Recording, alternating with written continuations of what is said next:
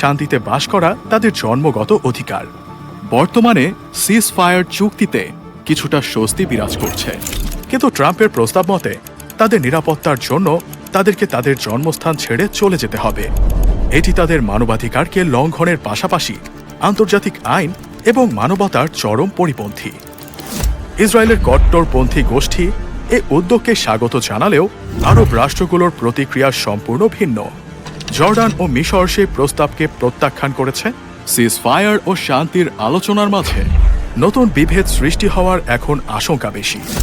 শান্তিপূর্ণ সমাধানের বদলে এই প্রস্তাব শুধুমাত্র অস্থিতিশীলতা এবং দীর্ঘস্থায়ী সংঘর্ষের দিকে ঠেলে দিচ্ছে ফিলিস্তিনের মানুষকে।